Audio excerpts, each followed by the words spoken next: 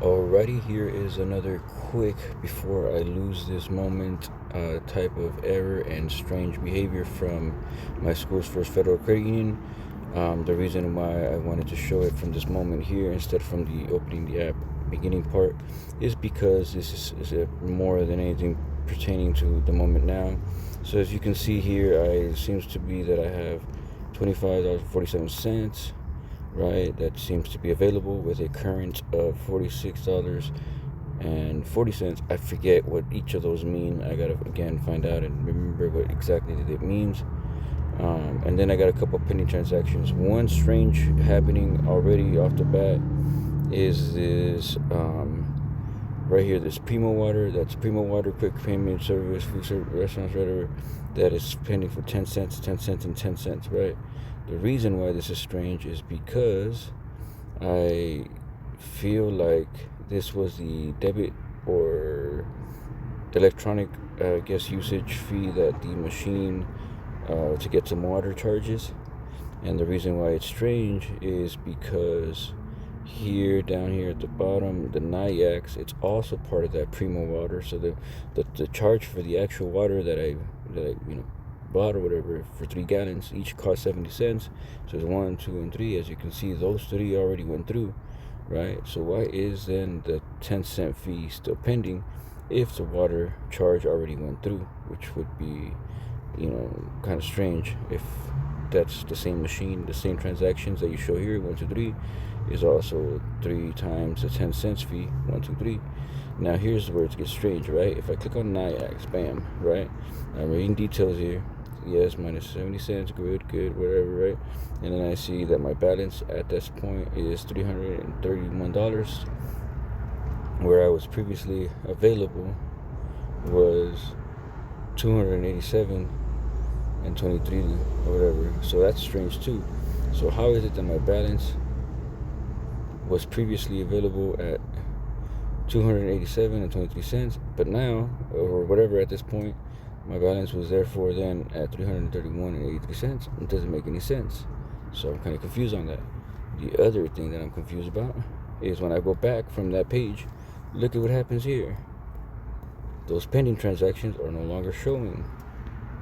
This is another issue that I had that I found very troubling and upsetting, because it goes away, it disappears. What was pending, I no longer see it. If I want to look at any details on any of my transactions, it will show up as gone the moment that I came out of the details or whatever, right? As soon as I move out of the details, it will therefore after show those transactions that were before previously pending no longer there, unless I go back again and then I go back in again.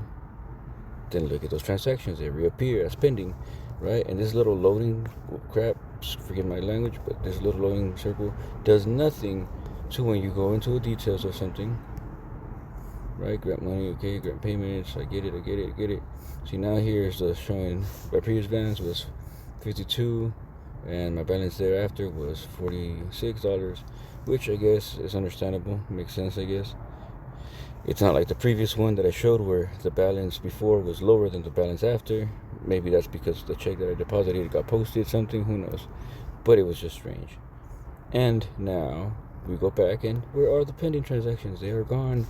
So did they clear? Did I pay them? What's going on? This is part of the issues that I keep trying to submit to Schools First via in person, and I'm hoping to do so again now via the online portal or something, this time by uploading the videos that I'm of these screenshots or screen recordings onto YouTube to make them more friendly to play back and hopefully safer if the person is not completely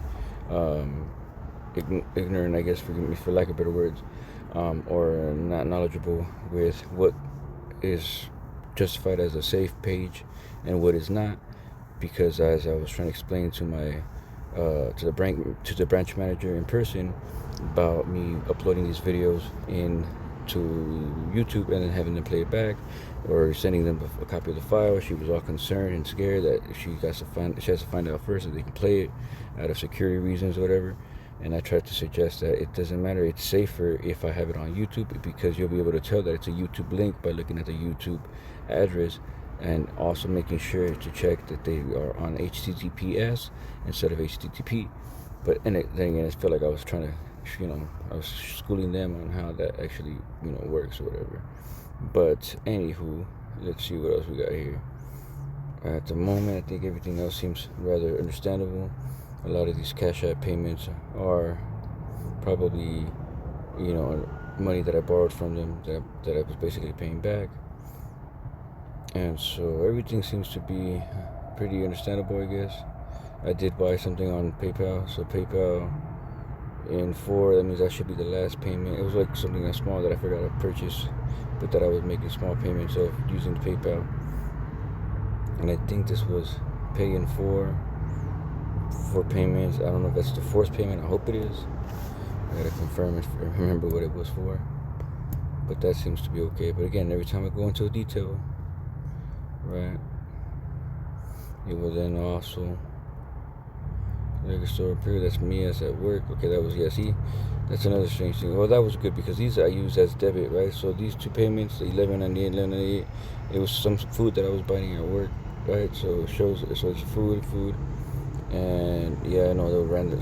Coincidentally they were the same amount, but I did using my debit card. My debit card immediately posted it because I used the card as a debit. If I would have charged the card as a credit, this probably would have still been pending, which is one of my questions later on to Schools First as to what differentiates a transaction using a debit card as a credit, and what differentiates or is, what is the reason behind why using my debit card as a debit card posts this amount much faster and immediately versus why when I do it as a credit it takes longer, or what, even though it's on a debit card charged as credit. So that's another question and issue that I want to find out to resolve. Float Me, I see that they took 45, probably this money that I borrowed from them. Let me double check. Float Me, okay, right here.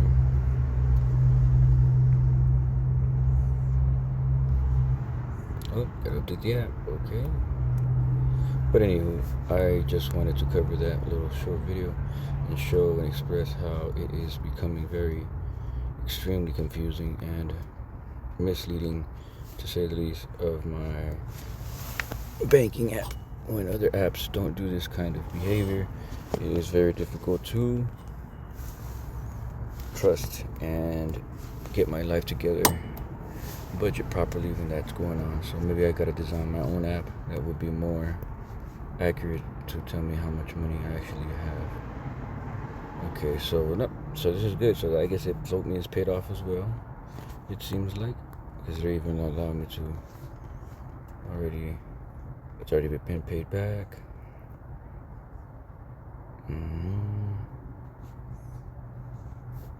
So I got $8 pending to go out, putting me at a balance of negative $71. Possible overdrafts today. I'm hoping that doesn't happen. I'm hoping that my bank could do right by me and understand this issue that they keep showing. Oh, while we're at it, let me show this other issue. See if it still does it. Notice the date.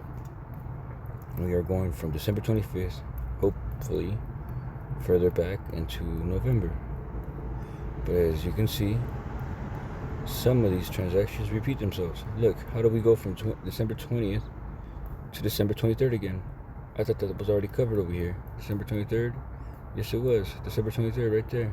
So why is it that it repeats itself again? It makes no sense. It's confusing, to say the least, and I'm trying my best to go back, make sure that everything's legit or right. It repeats again. So I'm not even able to, on time, look at the more older transactions because they keep repeating the same, more recent transactions on the page. This is another reason why I was claiming to anyone I've always continued to speak to, where they keep telling me how the app was made better or the app was updated. No, the app was made rather dumber, because I don't recall the app ever looking or being this problematic or buggy. Look how many times December 23rd again, it's still showing up. But come on guys, really? It's 2025. If you guys can't afford getting better developers for your app, then maybe just don't have an app. You have somebody use one of the other people who has a better, more efficient app. Use copy their, program or code or whatever. But notice how this is repetitive still. December again. I can't even go any further back than before that, if I wanted to, right? Which is annoying to say the least too. Okay, so now it stopped. It was loading again. Okay, now we're looking at much older dates, right? December 18th, as you can see. But how much scrolling did I have to do just to get there, right? The loading button works if you're going upside down, if you're going from the bottom up, right? Like if you're going behind or back in time.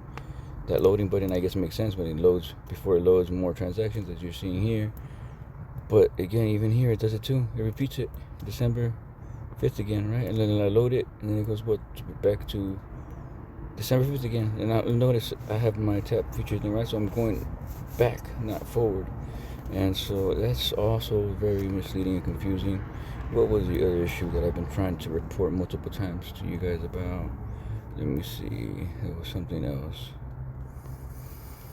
But at the moment, man, this is just very disappointing because, the statements, right? The statements back in the day, before, when I first remember having this banking app, or just a bank, if I wanted to see my transactions, it was a lot more convenient to see them in the sense of, where is it at? Of statements, right? So I remember when the banking app, right? So this is the app itself. It would show my balance when I would go on the website or I would go on the app. It would show my balance in such detail that it would almost look like this. And let's see, let me go to account. Okay.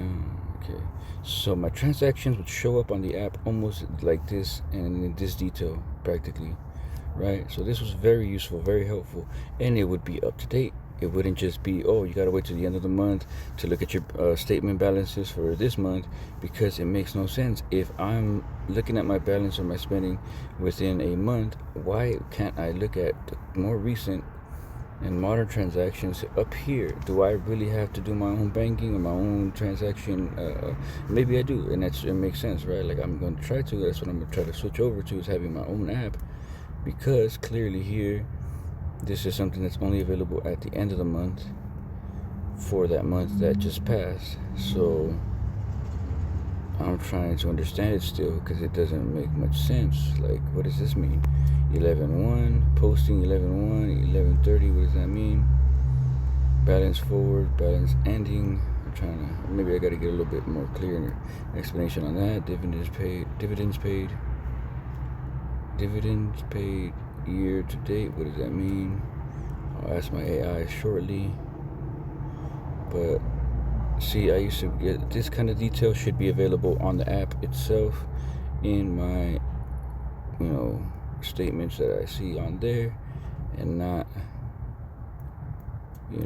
not afterwards, or not in this, only in this feature is it that available, because again, it's just very misleading, very confusing. Watch, if I was to go back, if I was to look at my statements from what other years is possible.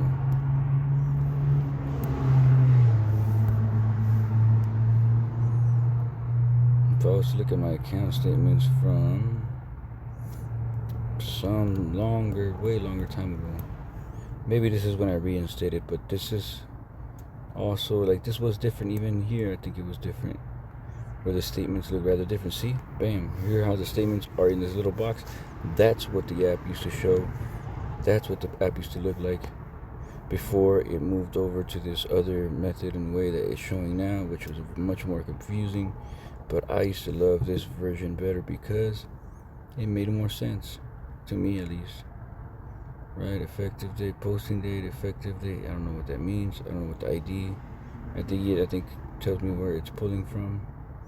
Right, but in here it was a lot more organized, I feel. Deposit for banking, sharing, okay, annual percentage. Right, so this would make more sense to me versus what came afterwards. Because even this was in 2019. I think this is when my sister got me back and reinstated me, because before there was no such thing as overdraft fees. Before, if you were overdrafted and didn't pay it within a certain amount of time, I understandably and respectfully got kicked out. because I was in jail, I didn't have time to pay the fee that I needed. And once I got out of jail, I paid the $20 or whatever it was that I was short. But unfortunately, because it went so long, I was no longer allowed into the bank, which I respected and I understood and I appreciated that.